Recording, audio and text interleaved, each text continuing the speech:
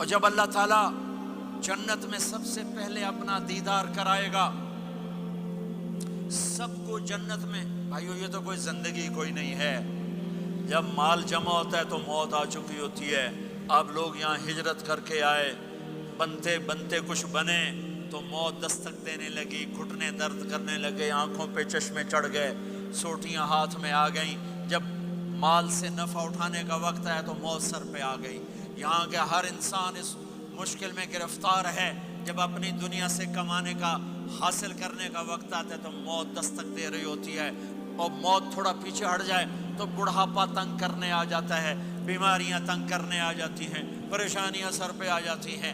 موت کے بعد اگر اللہ راضی ہو گیا تو جنت کی زندگی شروع ہونے والی ہے. جنت کی زندگی شروع ہونے والی ہے جس میں اللہ تعالیٰ سب سے پہلا جو ویلکم کرے گا جنت والوں کو، وہ یہ نہیں کہے گا میرے ایمان والے آ گئے، تہجد والے آ گئے، نمازی آ گئے. پوری تفصیل سنو. اللہ تعالیٰ جب جنت میں بٹھا دے گا جنتی مرد جنتی عورت.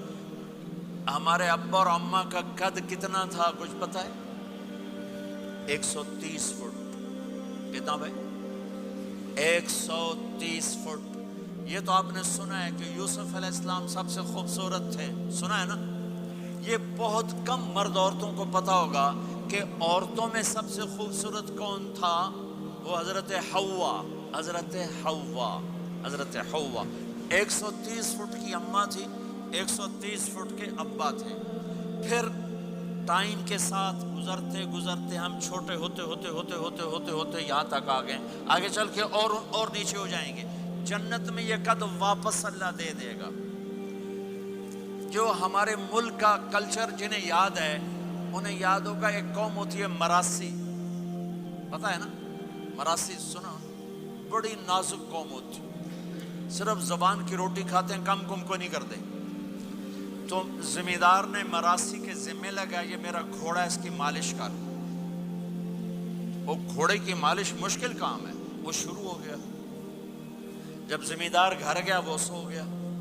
وہ سویا تو چور گھوڑا کھول کے لے گئے. جب صبح اس کی آنکھ کھلی تو گھوڑا غائب تھا. تو اس نے کہا ابھی مارے گئے، آج میری خیر نہیں. وہ گھر گیا، خرگوش لا کے باندھ کے مالش شروع کر دی. جب تھوڑی دیر بعد زمیندار باہر نکلا، اس نے کہا میرا گھوڑا کی دیکھے جی آئے کھلوتا ہے. اس نے کہا تیرا ستیہ ناس ہوئے، گھوڑا ہے تو خرگوش ہے. صحیح گھوڑا ہے. ساری رات مالش کی تھی تو گھس گھس گھس گھس گھس گھس گھس اے آ کھلوتے. ہمارے اماں ابا تھے 130 فٹ.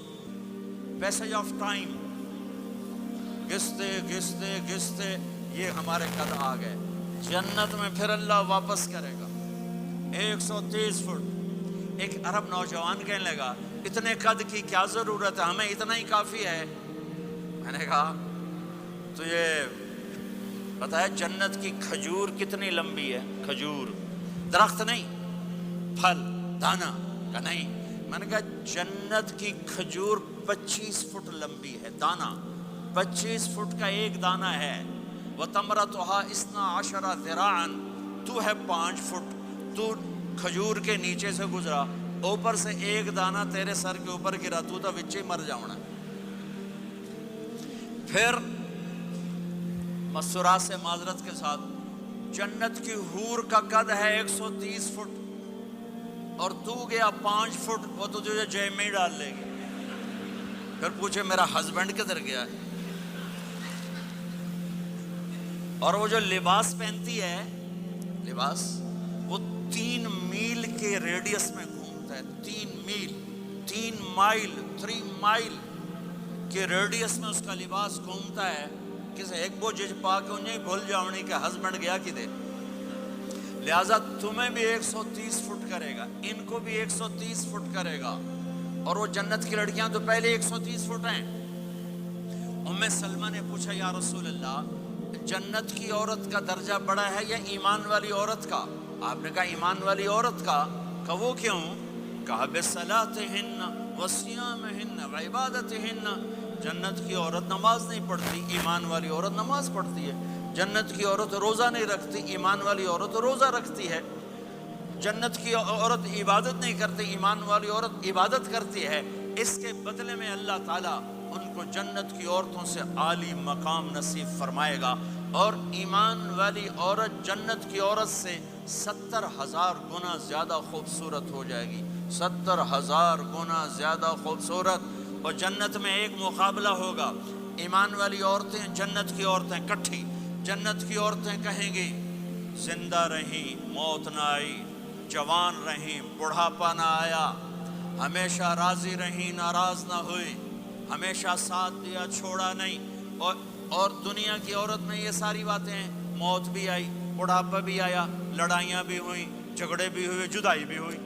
نیک سے نیک عورت 89 کا حج تھا تو ہم بارڈر پہ بیٹھے تھے مینا کے مزدلفہ کے ساتھ، بھئی فجر کی نماز پڑھیں گے اور نکل جائیں گے۔ تو ایک بڈھا بڈھی نیک ہی تھے جو حج کے لیے چلتے چلتے آ کے ہمارے پاس بیٹھ گئے تھے، ہمارے علاقے کے، ہماری زبان تھی، یہاں نہ بیٹھو، پیچھے بیٹھو۔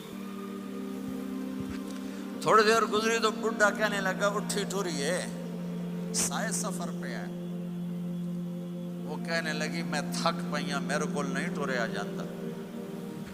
تو بڈھا کہنے لگا اگا شیطان بھی چوٹنا ہے، اس شیطان کو بھی مارنا ہے، کام ڈھیر سارا چلیے۔ وہ کہنے لگے میں تھکی ہوئی، میں کوئی نہیں جانتی۔ دونوں کی لڑائی شروع ہو گئی، مزدلفہ میں لڑائی شروع ہو گئی۔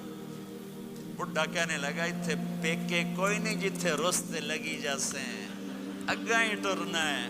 اب پتہ نہیں سمجھ میں آیا کہ نہیں ہے، بات بڑی مزدار ہے۔ وہ کہنے لگا ادھر ماں باپ کوئی نہیں، ناراض ہو کے چلی جائے گی، چل اگاں ٹرنا ہے۔ تو یہ دنیا کی عورت میں تو لڑائی بھی ہے، جھگڑا بھی ہے۔ آپ نے کہا عائشہ جب تو ناراض ہوتی ہے نا مجھے پتہ چل جاتا ہے۔ حضرت عائشہ نے کہا وہ کیسے؟ کہ جب تو ناراض ہوتی ہے نا میرے اوپر تو قسم اٹھاتے ہوئے کہتی مجھے ابراہیم کے رب کی قسم، اور جب تو خوش ہوتی ہے تو کہتی ہے محمد کے رب کی قسم۔ تو یہ تو سب سے پاکیزہ گھروں میں بھی یہ ہو رہا ہے، اونچ نیچ ہو رہی، کھٹپٹ ہو رہی ہے، کھٹپٹ ہو رہی۔ تب ایمان والی عورتیں کیا جواب دیں گی؟ وہ کہیں گی ہم نے نماز پڑھی تم نے نماز نہیں پڑھی، ہم نے روزے رکھے تم نے روزے نہیں رکھے، ہم نے صدقہ کیا تم نے صدقہ نہیں کیا، ہم نے وضو کیے تم نے وضو نہیں کیے۔ تو حضرت عائشہ نے فرمایا تو ایمان والی عورتیں جنت کی عورتوں پہ غالب آ جائیں گی، یہاں مردوں پہ غالب وہاں حوروں پہ غالب، دو آپا سے ناندہ ہی ڈھول بجنا ہے۔ تو اللہ جو سب سے پہلا ٹائٹل دے گا، جنت کی ساری نعمتیں ہوں گی، اور نوکر آ کے سلام کریں گے سلامن سلاما، اس کا ایک نشہ چڑھے گا۔ پھر فرشتے آ کر کہیں گے سلامن سلاما، اس کا ایک اور نشہ چڑھے گا۔ پھر ایک دم میرے رب کا عرش کھلے گا اور اللہ سامنے آ کر کہے گا سلام قولا من رب الرحیم، میرے بندے بندیوں تمہارا رب تمہیں سلام پیش کرتا ہے، اور مرحباً بالصادقین، اور سچے بندوں کو ویلکم کرتا ہے۔